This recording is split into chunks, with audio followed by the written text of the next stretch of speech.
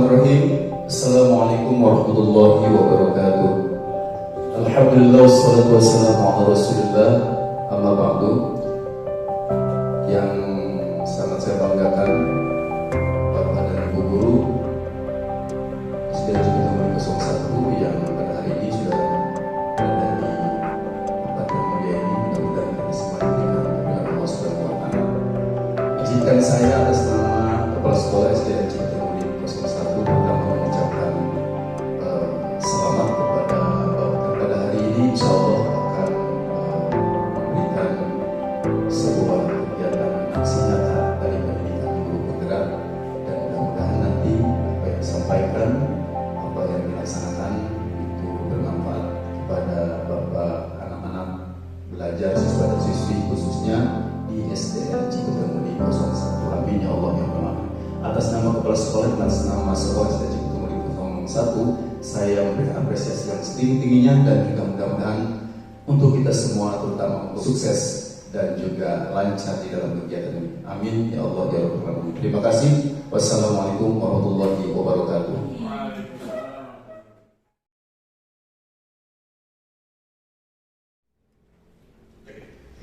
Baik, bismillahirrahmanirrahim. Assalamualaikum warahmatullahi wabarakatuh. Apa kabar Bapak Ibu semuanya? Sehat ya? Alhamdulillah, luar biasa. Ya, terima kasih banyak sudah hadir di kegiatan aksi nyata pada program pendidikan guru penggerak angkatan 7. Izinkan saya, Bapak Ibu sekalian, untuk menyampaikan, untuk berbagi apa yang sudah saya dapatkan selama pendidikan guru penggerak angkatan 7 ini. Jadi Bapak Ibu sekalian, di guru penggerak itu ada banyak kegiatan yang dilaksanakan, dan itu saya kalau disimpan sendiri, jadi harus disampaikan ke Bapak Ibu semuanya. Di antaranya yang saya dapat dan yang seru untuk dipraktekkan di kelas adalah ini materi tentang budaya belajar di sekolah dan di posisi kontrol kita. Karena biasanya anak-anak itu sebenarnya belajar tentang materi itu sedikit di kelas itu. Karena perangkatnya misalkan Pak Bunjung misalkan, saya yakin masih lupa materi yang disampaikan sama guru kelas 2. Gurunya ingat, materinya entah biologi yang mana. Karena materi itu sejatinya berulang aja. Kelas 1 berulang, kelas 2, nanti SMP ada lagi, SMA ada lagi penguatan. Tapi akan melekat langsung di kita adalah tingkah laku guru ke murid. Itu pasti melekat sama kita sampai kita tua bahkan. Nah, ini yang diharapkan bisa kita lebih perhatikan selain nanti kompetensi ketika dia mengajar. Adalah tentang posisi kontrol kita di kelas ketika di kelas ada masalah. Ada kejadian yang bentuknya mungkin bisa jadi masalah atau yang lain sebagainya. Yuk kita cek bareng-bareng. Oke. Nah, tadi sebelumnya sudah dibahas bahwa nanti pada hakikatnya kita kalau di kelas itu ketika kita ngajar ada masalah di kelas, maka yang biasa kita laksanakan adalah apa itu Bapak Ibu biasanya? Ada anak telat, biasanya kita akan menghukum, ya. Datang nanya, dari mana itu? Kesiangan gitu. Dari mana nih kamu keseringan terlambat nih? Muka kucel, keseringan tidur. Ada di kelas 6 Pak, kelas saya itu ada anak yang tidurnya siang mulu, tidurnya kemalaman dulu. Jam 11 katanya baru tidur. Akhirnya datang ke sekolah kesiangan, nyampe ke kelas mukanya tuh kusut, nggak semangat di kelas, ngantuk karena emang tidurnya siang. Nah, kita kalau di posisi itu biasanya pengennya tuh emosi. Nih gimana sih datang siang mulu, yang lain tuh bisa tidurnya rutin, kamu ngapain malam mulu, tanpa kita tahu nih latar belakangnya kenapa si siswa datangnya telat. Nah, di guru penggerak ini diajarkan tentang apa yang namanya restitusi. Restitusi itu adalah kebalikan mungkin ya dari menghukum. Restitusi itu adalah menciptakan kondisi ketika anak punya masalah, lalu kita diminta untuk menjadi mediator untuk bisa mereka, anak-anak kita itu bisa memperbaiki kesalahan mereka, sehingga mereka nanti bisa kembali ke kelompoknya. Bayangkan Bapak Ibu, kalau ada anak-anak datangnya telat, kesiangan, itu ketika masuk ke sekolah saja sebenarnya udah malu. Ketika masuk ke kelas tambah malu. Ketika diomelin sama kita, dihukum sama kita tanpa alasan yang jelas, tambah malu Pak. Mereka untuk balik ke kelompok aja mereka malu. Makanya kebanyakan anak-anak yang kesiangan segala macam, mereka kecenderungannya adalah nggak bisa diterima sama kelompoknya karena kita udah terlanjur menjustifikasi bahwa dia anak yang nakal, dia anak yang malas. Akhirnya dia malu, semakin minder, semakin nggak beres pelajarannya, akhirnya merembet ke semuanya. Yang lebih bahaya, karena restitusi ini tidak kita perhatikan ketika ada masalah di kelas, si anak-anak kenangannya melontar Pak sampai tua. Sampai tua. Ada cerita dulu ketika saya kelas 6, ada guru di SD saya dulu. Ketika kelas 6 kami coret-coret baju Pak, pakai spidol, biasalah ngikutin anak-anak SMP gitu. Di SD bareng lalu sama pengunjung dulu SD-nya. Di belakang Pak, dekat makam kami coret-coretan. Biasa anak muda gitu ya, ngerasa bebas nih kayak anak SMP ditiru. Semua sekelas kompak. Kami dipanggil ke kelas, dimaki-maki sama gurunya. Saya masih ingat nama gurunya sampai sekarang. Gurunya itu maki-maki sambil duduk di meja, sambil merokok, sambil nunjuk-nunjuk. Itu luar biasa. Sampai sekarang saya lupa kejadian apa yang dia ucapkan nasihatnya, tapi saya ingat tingkah lakunya. Bahkan kayaknya sampai sekarang itu yang bikin saya jadi nggak mau merokok sampai sekarang. Karena sikap si bapak tadi saking muaknya saya lihat guru itu. Saya masih sering ketemu sama gurunya sampai sekarang. Bayangkan lengkapnya dari saya umur 12 tahun sampai sekarang umur 31 tahun gitu. Nggak hilang-hilang tuh. Jadi traumatik gitu.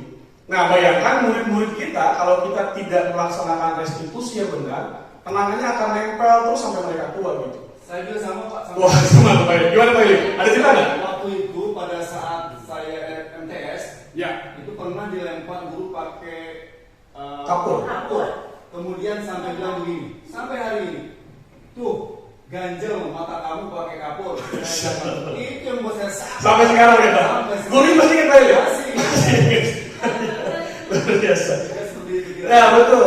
Bayangkan itu akibat kita mungkin. Nah jangan sampai ini kejadian di kelas kita. Oleh karena itu kita lagi-lagi antisipasi. Nah solusi yang sebenarnya disediakan adalah ini, namanya restitusi. Nah apa ini restitusi? Seperti apa bentuknya? Yuk kita cek bareng-bareng. Nah lagi-lagi ini kata Dr. William Glasser sama dosen, ini dua orang peneliti tentang pendidikan. Beliau bilang bahwa melalui serangkaian riset dan berdasarkan pada teori kontrol Dr. William Glasser, ini berkesimpulan bahwa ketika ada masalah di kelas, kita nih suka ngambil remote control Pak. Nanti kita lihat dari level 1 sampai level yang paling keren, level 5. Kira-kira kita sekarang udah ada di level yang mana? Kita coba cek. Oke, nah ini dia posisi kontrolnya. Saya sejujurnya kadang masih ada di antara sini lah, kadang-kadang masih campur-campur. Yang pertama ada namanya posisi kontrol penghukum. Pokoknya penghukum aja. Penghukum itu seperti apa? Nanti kita lihat bareng-bareng lewat video. Yang kedua ada lagi posisi kontrol pembuat merasa bersalah. Kita emang nggak menghukum, suaranya nggak teriak-teriak. Kalau yang tadi penghukum itu udah jelas. Kamu telat gimana sih dia ada kelas lain gitu. Nah ini suaranya lebih tegas. Kamu kenapa telat? Tahu nggak kamu telat? Jadi ngerasa si anak-anak tuh gara-gara kamu bapak tuh nggak bisa ngajar dengan tenang. Gitu. Jadi seolah-olah si anak itu merasa rendah gitu. Saya yang salah, saya paling hina di muka bumi ini gitu. Kesannya kayak gitu. Jadi membuat ada tipikal guru yang senang bikin anak tuh merasa bersalah di kelas. Padahal mentalnya jatuh. Memang tidak sekeras si penghukum, cuma mentalnya sama-sama jatuh. Yang kedua, yang ketiga ada namanya posisi kontrol teman. Ini biasanya guru-guru yang tipikalnya santai, friendly. Kenapa telat? Oh iya, nanti besok-besok masuk kelas lagi ya. Iya masuk gitu. Lebih tenang, lebih friendly. Apakah baik atau tidak? Kita lihat tadi di penjelasan berikutnya. Lalu yang keempat ada posisi pemantau. Ini tipikal guru-guru yang flat. Saya nggak peduli sama apa-apa, saya cuma peduli sama aturan. Masuknya jam berapa nih? Jam 7 Pak. Tahu kan salah? Salah Pak. Yaudah, kamu dihukum. Setelah itu masuk ke kelas. Titik. Pemantau tuh. Jadi dia cuma peduli sama aturan aja. Sisanya dia nggak mau marah-marah, dia nggak mau buang energi, nggak mau berbaik-baik juga sama murid-muridnya, tapi dia patuh sama aturan sekolah saja gitu. Flat. Yang terakhir ada yang namanya manajer. Manajer ini selayaknya manajer, dia mengelola apa yang dia kelola. Yang dia kelola adalah kesepakatan bersama yang ada di sekolah dan yang ada di kelas. Oke. Nah yang ingin saya tunjukkan ini adalah video yang saya sampai sekarang masih saya tonton karena bagus banget. Saya coba putar ya. Saya akan kita perhatikan bareng-bareng ini kasusnya apa perbedaan remote guru dengan tipe remote control tadi. Nanti kita evaluasi setelah ini kira-kira kita udah di posisi yang mana.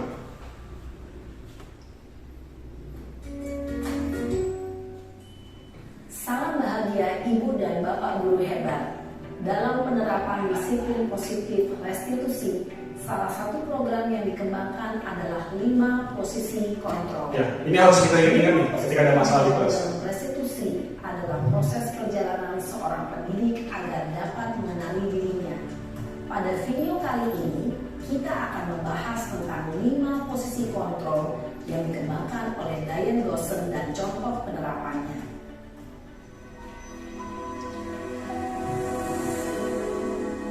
Oke, untuk info, nanti ketika Bapak Ibu berminat buat ikut kegiatan guru penggerak, nanti banyak video-video lucu kayak gini Pak. Pendek-pendek videonya, tapi seru-seru buat diikuti dan nyambung sama kehidupan kita di kelas. 5 posisi kontrol itu adalah 1. Posisi penghukum, 2. Posisi pembuat merasa bersalah, 3. Posisi teman, 4. Posisi pemantau atau monitor, dan 5. Posisi manajer. Untuk lebih memahami kelima posisi tersebut, mari kita saksikan kasus Naren yang terlambat hadir 20 menit di sekolah dan melihat bagaimana kelima posisi kontrol dalam menghadapi masalah tersebut. Oke, kita cek bareng-bareng. Ini posisi penghukum. Ini si Naren telat 20 menit masuk sekolah. Ini ibu gurunya. Jadi kalian ya. Kelihatan kunjungan. Wah. Ayo.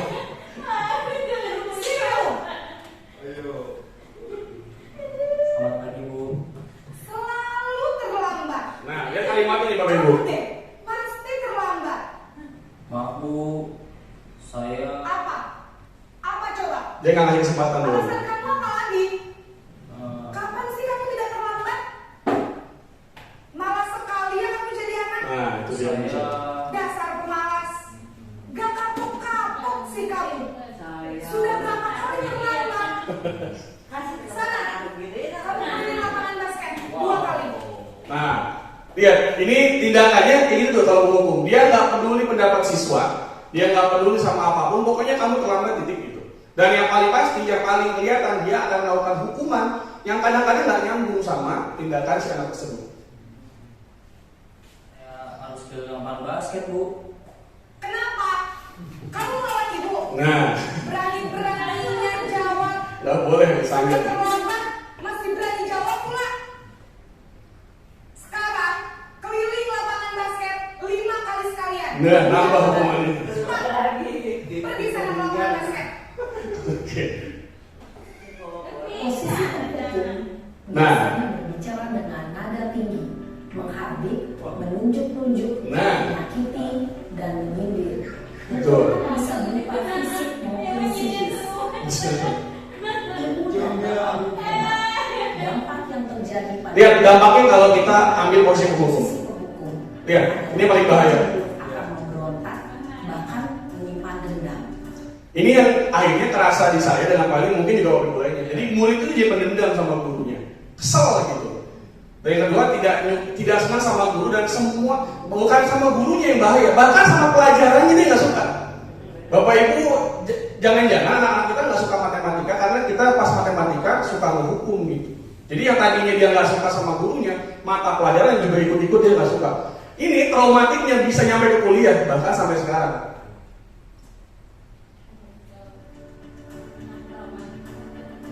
Ini yang kedua. Ini juga saya juga sering masih melaksanakan. Masih di kondisi yang sama. Anak telat 20 menit.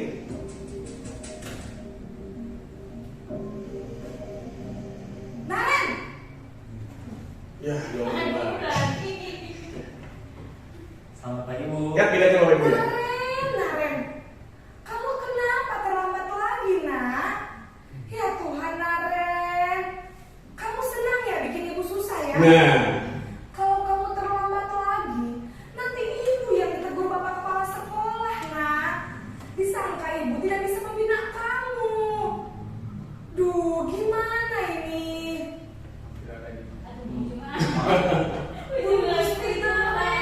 Naren, kamu suka ya kalau ibu ditegur bapak kepala sekolah? iya. Terus, sekarang ibu harus tulis apa ini di buku absen? Ini kamu sudah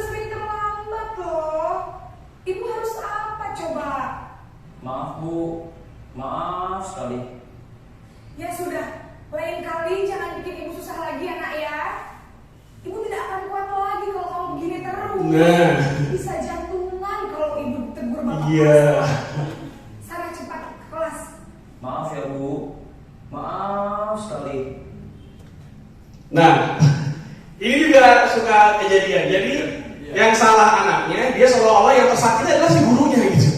Gara-gara kamu nih ibu jadi nggak bisa A, B, C, D. Gara-gara kamu nih bapak jadi nggak bisa A, B, C, D. Si anak jadi merasa yang dia jadi tumbalnya gitu dari ketidakmampuan si guru untuk memanage kondisi. Kita lihat apa dampaknya buat si anak. Posisi pembuat rasa bersalah berbicara dengan nada tenang, Ya. cenderung lembut. Namun kata-kata yang diutarakan membuat murid merasa menjadi orang yang gagal, Nah, memandang buruk dirinya sendiri, merasa tidak berharga, dan tidak sanggup membahagiakan orang lain. ya. Ketika guru mengambil posisi pembuat rasa bersalah, murid akan menganggap dirinya yang bersalah dan ia akan menyimpan emosi negatif tersebut di dalam dirinya. Oke. Ini juga sama bahayanya kalau kita sering-sering laksanakan di kelas dalam rangka buat memperbaiki kondisi. Tadi, jadi tidak separah yang tadi, cuma nanti si murid jadi ngerasa terus bersalah gitu, terus-terusan. Lalu yang tadi yang si siswanya akan, kalau tidak diperbaiki buru-buru, si anaknya akan rendah diri dan menarik diri dari kelompok karena merasa dia jadi sumber dari semua masalah di kelas gitu. Ini trik kayak gini nih sering dipakai kalau misalkan kegiatannya itu suka di drama pelantikan biasanya di OSIS atau di pramuka gitu. Ini suka dipakai nih. Seolah-olah si peserta yang selalu merasa bersalah. Gitu. Kita melimpahkan semua masalah ke si anak begitu.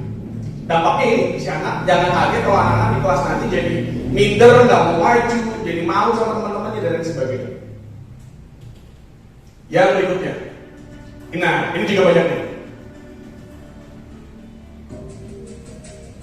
Ya masih pulang juga.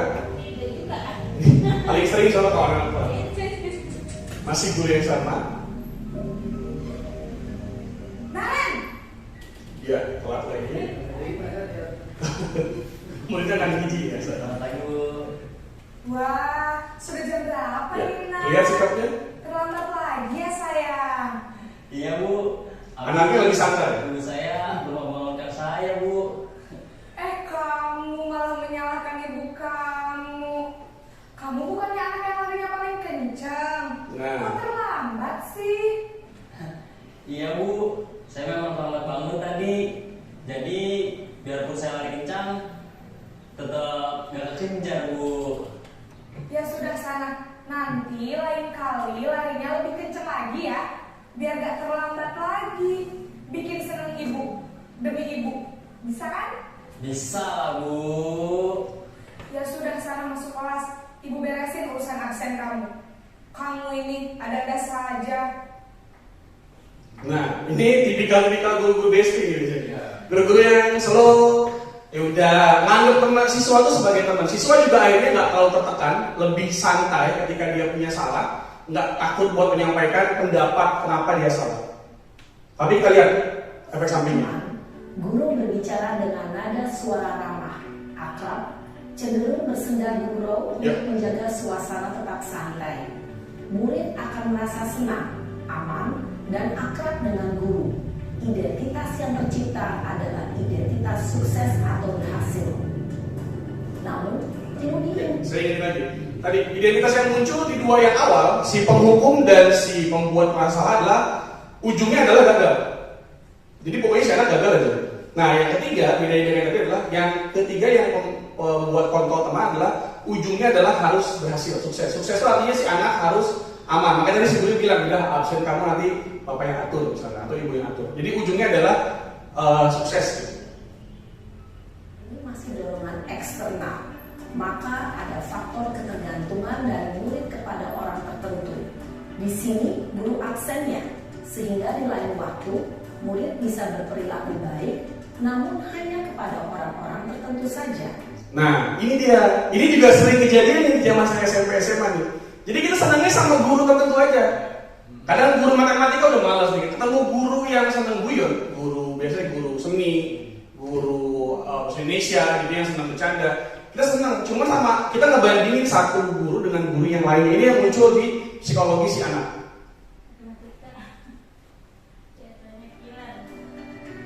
Berikutnya, posisi pemantau atau pemonitor.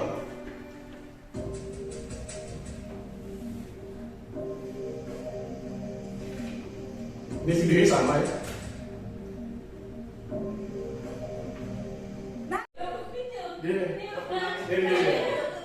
Lur, dari mana Lur? Oke, lanjut. Ini tipe kali yang keempat. Pas istirahat, kamu harus tinggal di kelas, kerjakan tugas tambahan untuk ketertinggalan kamu, ya? Baik Bu. Nah, ini yang keempat.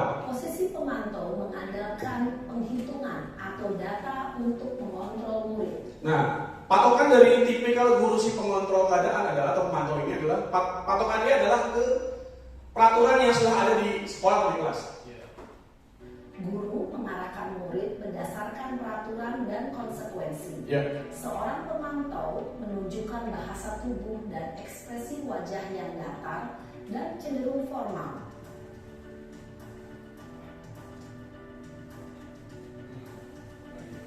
Oke, kita cek dulu sebelumnya. Jadi ada kalimat di sini, dampak untuk anaknya adalah. Bahasa tubuh dan ekspresi wajah yang datar dan cenderung formal. Jadi dampaknya kalau kita terlalu strict sama aturan, nggak flat, nggak peduli sama anak, beda sama si teman tadi, memang ujung-ujungnya akan berhasil, akan sukses. Artinya si anak nggak akan drop karena dia tahu kesalahan dan dia tahu konsekuensinya. Tapi murid dia mulai menghitung konsekuensi dan hadiah tanpa memahami ini sebenarnya salahnya itu kenapa. Dia nggak akan memperbaiki kesalahan. Dia ngerasa karena dia sudah dihukum 20 menit dia nggak boleh istirahat, next time dia nggak boleh lagi. Oh yaudah, kalau saya salah lagi dihukum lagi. Tanpa ada arahan dari guru itu memperbaiki sikapnya dia. Kasusnya memang sukses, berakhir dengan bagus, cuma tidak ada tindak lanjut dari si anak tadi. Yang berikutnya, si anak nanti akhirnya tidak sepenuhnya mandiri. Dia akan cuma datang karena dia takut dihukum, dan dia akan datang tepat waktu karena dia mau dapat penghargaan dari gurunya. Berikutnya, di posisi manajer.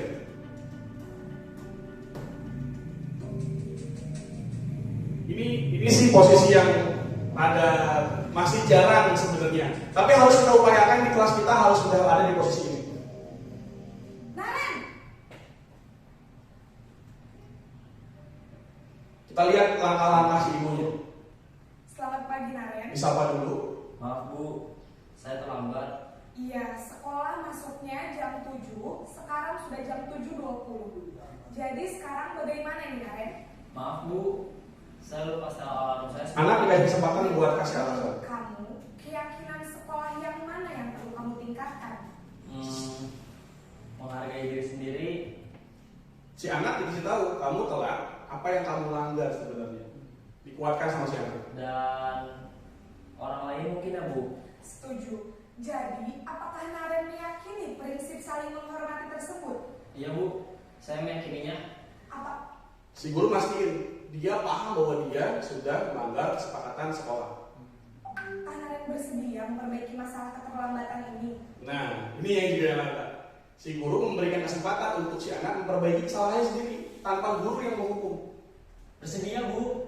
Bagaimana kamu akan perbaiki masalah keterlambatan ini? Ditawarkan ke si anak. Saya akan coba untuk tidak lupa menyetel alarm saya Bu. Baik, kalau Naren lupa menyetel alarm di rumah, ada orang yang kira-kira bisa bantu mengingatkan tidak? Nah, ini dikuatkan kembali Ada pertanyaannya. Bu, kakak saya, Kak Emma. Ada lagi selain Kak Emma? Berlapis. Kak Emma, ada ibu saya. Nah, Baik, jadi yang mengingatkan Naren adalah Kak Emma dan ibu kamu ya? Kira-kira akan mulai setel alarm kapan nih, Naren? nah, kebanyakan kita cuma nanya solusinya, tapi nggak nanya real time-nya. Mau dikerjain kapan? Nah, ini juga harus tetap. Setelah pulang sekolah, akan segera saya lakukan. Baik, jadi Naren akan setel alarm untuk bangun besok pagi dan akan diingatkan oleh Diresume kakak sama dan ibu gurunya. dan Naren ya. Ada lagi yang mungkin perlu dilakukan Ditawarkan kembali. agar tidak terlambat bangun lagi. Tidak ada Bu. Baik, Naren. Dan nggak Terima dipaksa kasih kalau nggak ada. udah sama kamu.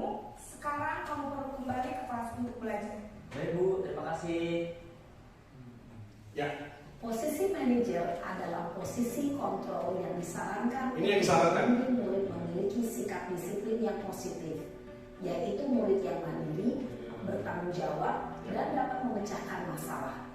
Tujuan dari posisi Bayangkan, yang bikin masalah murid, yang diminta buat ngasih solusi juga muridnya. Dan mereka akan nyari solusi yang sesuai sama diri dia. Akhirnya ketika dia merasa dikasih hukuman berupa solusi, ya karena datangnya dari dia sendiri, dia nggak akan dengan ngedumel ngerjainnya gitu. Kayak tadi sinarnya dia telat, dia nggak dihukum lari, tapi yaudah bu, saya besoknya mau minta alarm dan seterusnya dan seterusnya. murid dapat berefleksi atas tindakannya, Berefleksi. guru akan dengan tulus memberikan pertanyaan-pertanyaan bermakna, Pertanyaan sehingga bermakna. membuat murid dapat belajar dari kesalahannya dan mencari sebuah solusi untuk menyelesaikannya. Jadi inti dari restitusi tadi adalah buat ini sebenarnya. Bayangkan ketika anak-anak bikin salah, mereka juga bisa belajar sebenarnya. Dibandingkan dengan biasanya kita anak salah, kita hukum, buyar tuh kesempatan kita buat mendidik anak buat lebih mandiri dan belajar dari kesalahannya gitu.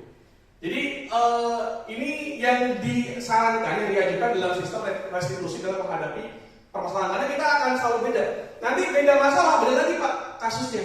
Nah kita nih semuanya di SDN Cibetung Mudik 1, mudah-mudahan ke depan di semester berikutnya bisa mulai menerapkan walaupun nggak setiap hari. Tapi kalau ada kesempatan anak ada yang berantem, ini yang paling sering kelas atas, anak-anak bercanda orang tua, nyebutin nama ayah ibunya misalkan, anak-anak ayahnya ribut di kelas. Nah itu juga kesempatan buat kita buat menanamkan nilai-nilai ini. Tapi kalau kita cuma kasih ceramah aja, cuma sebagai teman, sebagai bestie, nanti si anak nggak belajar. Kalau kita cuma hukum saja, si anak jadi pendendam. Kalau kita cuma ngejelasin aturannya saja dan sebagai pengontrol, anak-anak sih akan mengerti, tapi dia nggak akan tahu solusinya. Tapi kalau anak kita arahkan, kita sebagai manajer, kita tanya dia kenapa begitu, ditanya alasannya kenapa, ditanya alternatif solusi yang mau kamu kasih apa, biarkan muncul dari mereka sendiri. Nanti si anak otomatis akan, oh iya saya salah sudah ngatain orang tuanya si A, panggil dua-duanya, nanti mereka akan nyari, menurut kamu nih solusi dari si A atau si B gimana? Kalau si B bilang saya nggak puas, saya masih sakit hati, tanya si B, menurut kamu B, kamu maunya seperti apa solusinya? Mereka akhirnya belajar buat deal-dealan yang berdua, buat nyari solusi sendiri, yang bahkan gurunya nggak usah mikir gitu. Karena biasanya belum tentu solusi yang kita kasih serap sama si anak. Misal anak-anak telat, yuk semuanya pungutin sampah keliling lapangan. Anak-anak ada yang mau, ada yang emang nggak serap. Yang nggak serap ya udah hukumannya jalan, tapi nggak nempel apa-apa ke mereka. Kalau kita tawarin ke mereka, yuk kamu udah tahu kamu salah, ya kamu yakin kamu salah, ya apa yang dilanggar? Aturan sekolah Pak misalkan. Yuk kira-kira apa yang mau kamu lakukan untuk memperbaiki kesalahan kamu? Muncul dari anak-anak. Bayangkan kalau ini dilaksanakan, saya nggak kebayang sih. Di kelas saya pribadi nih, kasusnya setiap hari tuh ada aja tuh yang berantem, yang ribut, yang buang sampah sembarangan, yang nggak ngerjain PR. Bahkan sesimpel anak yang sering mojok di pojokan, tiduran gitu, nggak semangat. Atau suka ada anak yang suka ngeliatin jendela bengong gitu. Nah itu tuh bisa jadi bahan buat kita, buat dilaksanakan nih praktek untuk restitusi. Nah itu pentingnya restitusi dalam menghadapi permasalahan di kelas. Ibu dan Bapak guru hebat, setelah mengamati adegan kelima posisi kontrol tadi, kira-kira posisi mana yang paling ideal? Posisi mana yang dapat menunjang motivasi intrinsik murid? Ya, tentu posisi manajer. Posisi ini memang posisi ideal yang ingin dituju setiap pendidik. Iya. Pada posisi inilah, guru dapat menerapkan disiplin positif yang berpihak pada murid, yang memerdekakan murid. Perjalanan seorang pendidik tentunya tidak mudah untuk sampai pada posisi seorang manajer. Namun, tujuan kita pasti, yaitu menciptakan murid-murid yang mandiri, merdeka, dan bertanggung jawab. Semoga penggambaran 5 posisi kontrol yang telah diperlihatkan ini dapat menjadi ajang refleksi bagi kita semua, agar dapat terus mengasah dan menerapkan disiplin positif yang memerdekakan murid. Mari terus berlatih dan bersemangat. Selamat menerapkan. Salam dan bahagia Ibu dan Bapak guru hebat. Baik, nah itu dia. Itu tadi materi tentang restitusi. Sedikit tidak akan banyak, tapi yang diharapkan oleh Kementerian Pendidikan kita adalah semoga kita bisa menerapkan pelan-pelan. Tenang aja Bapak Ibu, kita semuanya di posisi yang sama. kita bisa jadi cuma ada di posisi 1, 2, 3, atau bahkan 4 gitu yang paling keren. Belum sampai yang posisi manajerial tadi, karena tenang, asal niat yang baik ke depan pelan-pelan kita ganti, kita tingkatkan terus, mudah-mudahan bisa anak-anak kita bisa menjadi anak-anak terbaik yang bisa belajar bukan cuma dari buku tapi juga dari sikap mereka sehari-hari. Nah berikutnya saya mau lagi sama Bapak Ibu yang mau menyampaikan nih setelah lihat video penjelasannya tadi, kira-kira apa yang dirasakan, terus kira-kira boleh refleksi yang ke belakang dan yang ke depan mau kayak gimana. Boleh Bapak Ibu paling gimana?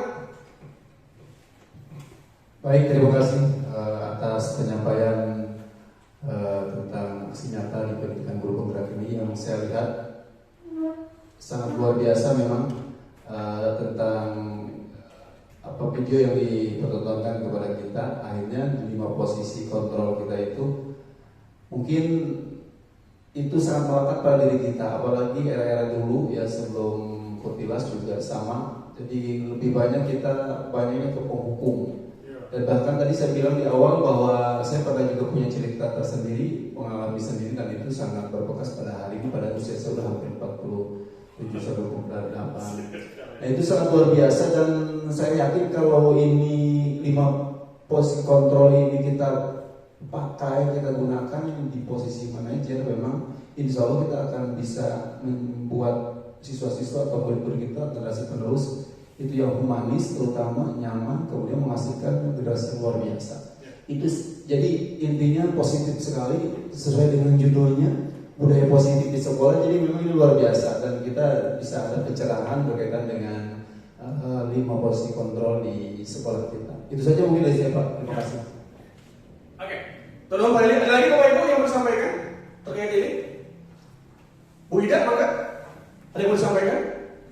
Boleh, wakili yang ibu-ibu. Assalamualaikum warahmatullahi wabarakatuh. Waalaikumsalam. Saya menyimak dari 5 posisi kontrol ini, yang paling utama 1, 2, 3, 4 ada di saya. Campur-campur ya. Itu pun saya lakukan tergantung situasi kondisi saya sendiri dan siapa siswa yang dihadapinya.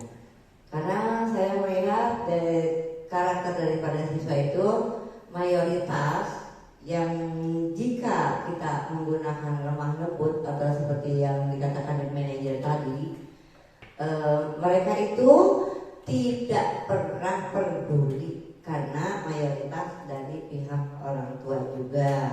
Jadi kita menghukum seberat apapun, sampai di rumah dia tidak pernah cerita, tidak apa, jangan kata dendam sama guru, ya masa bodoh itu mah di sekolah aja gitu. Jadi nggak ada dendam, tidak berubah juga tidak. Karena apa? Saya di kelas 4 ini sekarang saya udah nandai 5 orang anak yang benar-benar sepertinya harus masuk kebutuhan khusus. Dan saya juga bingung cara mengontrol posisi saya, apa penghukum, apa pembuat masalah, apa teman, atau pemantau. Dianggap teman malah iya, dipersalahkan nggak peduli, ya, karena kemungkinan karakter dari anak tersebut. Nah, jadi minta solusinya untuk anak yang berkebutuhan khusus, bagaimana untuk mengantisipasi ke 5 posisi kontrol ini. Ya, nuhun Bu Ida. Jadi memang dari kementerian, bahkan dari rekan-rekan kemarin juga sebenarnya banyak yang ngobrol-ngobrol. Pak, ini kan videonya cuma video, di lapangan kan beda Pak. Anak-anak di timur tuh luar biasa. Kalau nggak dipakai penghukum, wah kita yang kena gitu. Nah teman-teman yang di Banten tuh yang di Pandeglang beda lagi itu wakatnya. Kalau didiemin nggak bisa. Nah akhirnya teman-teman saya tuh bilang, guru itu bukan tukang masak. Dikasih resep, bawangnya sama, garamnya sama, dimasak, makanan sama enaknya. Bukan, guru tuh ya guru. Ketika dikasih resep A sama Kemdikbud, maka tugas kita adalah meracik sedemikian rupa. Yang penting tujuan akhirnya dapat. Kalau tadi Kemdikbud mau menjelaskan bahwa langkah-langkahnya ada yang A, B, C, D sama yang terakhir manajerial, harapannya adalah di akhir nanti si siswa itu gimana caranya masing-masing anak itu ketika tidak diarahkan, minimal mereka tahu kesalahannya apa dan mereka bisa menjelaskan kesalahannya apa, yang dilanggar apa, dan mereka bisa memunculkan sendiri hukuman buat mereka tuh apa gitu. Jadi ke situ.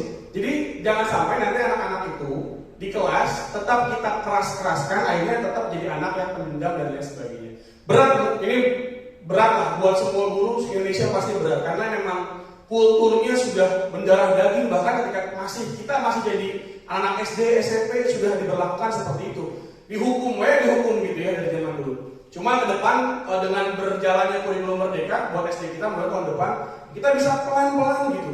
Yuk kita coba dari yang saya juga sama Bu, masih di penghukum, kadang-kadang di sini, kadang-kadang jadi teman, kadang-kadang kalau lagi malas Bu, yaudahlah pemantau, yaudah kamu salah, hukumannya apa gitu. Nah mau coba ke sini ini harus dicoba. Paling tidak nanti dampaknya seperti apa, apakah berhasil atau belum, kita belum tahu karena belum pernah kita coba. Jadi mudah-mudahan ke depan nanti Januari besok kita sama-sama munculkan budaya positif di sekolah, minimal salah satunya dengan cara restitusi tadi, cara untuk anak ketika membuat salah dia bisa kembali ke kelompoknya tanpa merasa bersalah, dan dia bisa kembali ke kelompoknya menjadi karakter yang lebih kuat gitu, karakter yang lebih strong. Jadi anak-anak yang lebih berani menyampaikan pendapat, tidak cuma diem, beraninya ngumpul sendiri, beraninya keroyokan, itu jangan-jangan efek samping dari sini. Itu aja Bapak Ibu sekalian, terima kasih banyak, materinya tidak panjang lebar. Nanti insya Allah di modul-modul berikutnya ada kegiatan seperti ini lagi. Mudah ada sedikit dari ilmu yang kami dapatkan dari CGP yang bisa disampaikan ke Bapak Ibu semuanya. Terima kasih banyak, kurang lebihnya mohon maaf. Wabillahi taufiq wal hidayah. Assalamualaikum warahmatullahi wabarakatuh.